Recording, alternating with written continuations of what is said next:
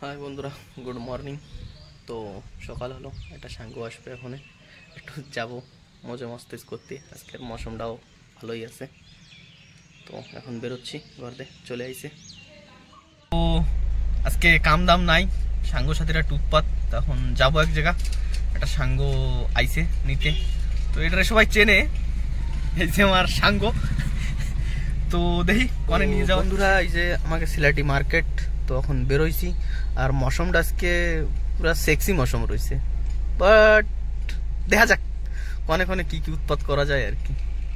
তো বন্ধুরা এই যে বেরোইছি এখন সাঙ্গর। আর আজকে মৌসুমটা এত ভালো মৌসুম রয়েছে, বাস দেখা যাক কনে যাই। এখন আর একটা সাঙ্গ আইছে, তো ওটার উঠাবো, বাস উৎপাত আর কি।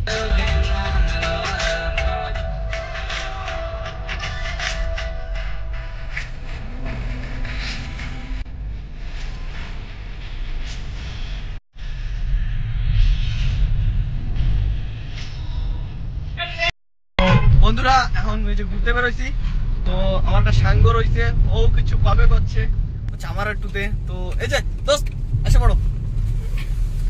নমস্কার, হরে কৃষ্ণ, জয় রাধে।